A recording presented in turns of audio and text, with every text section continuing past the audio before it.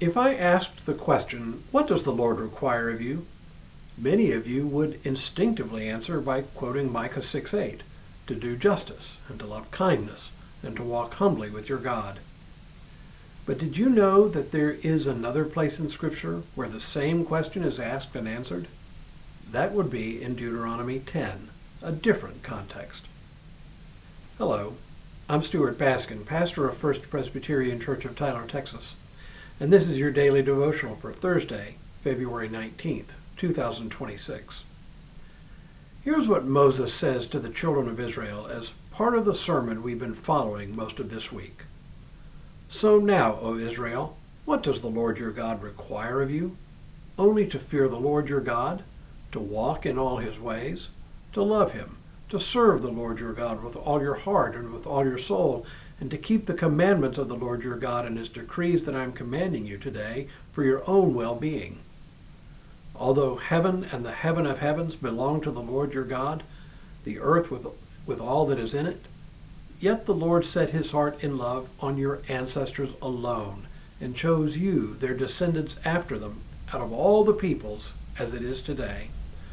Circumcise then the foreskin of your heart, and do not be stubborn any longer. For the Lord your God is God of gods and Lord of lords, the great God, mighty and awesome, who is not partial and takes no bribe, who executes justice for the orphan and the widow, and who loves the strangers, providing them food and clothing. Well, the first thing to note about this passage is that it doesn't exactly roll off the tongue the way Micah 6:8 does. It's a little chewy and dense. But for all that, it's really not much different from Micah 6:8. So let's begin with the question itself. Moses' question to the children of Israel is almost identical to the question Micah asks. Almost. Here's the difference, and it's a notable difference. Moses adds the words, your God, to the question. What does the Lord your God require of you? It's a small difference, but perhaps significant. It makes the question more personal, more direct. But it also reminds the listeners that among all the gods in the world around them, that the Lord, Yahweh in Hebrew, the Lord alone is their God. Not Baal, not Asherah, nor any of the other gods, only the Lord. Why is this significant? Because unlike in our day, when we assume that there really is only one God, in the ancient world, and even among the children of Israel, it was assumed that there were many gods. It was just part of the world as they knew it. For Israel, therefore, the question of monotheism wasn't whether there were other gods, but which God or gods do we worship?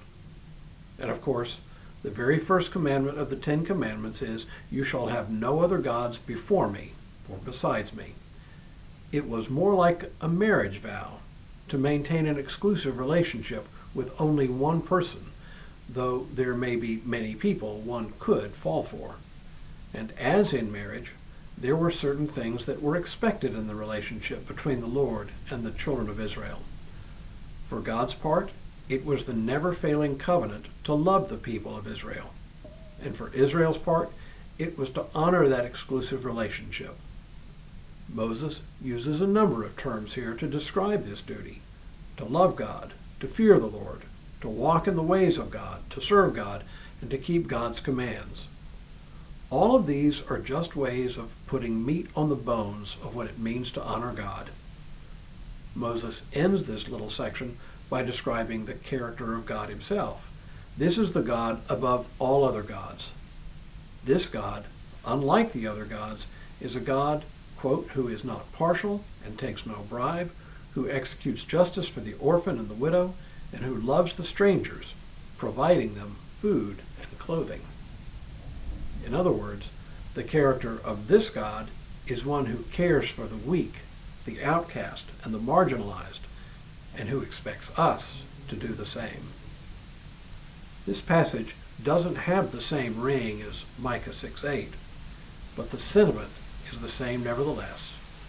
Do justice, love kindness, walk humbly with God. Now may God continue to bless you and keep you in all that you do this day and in all the days ahead.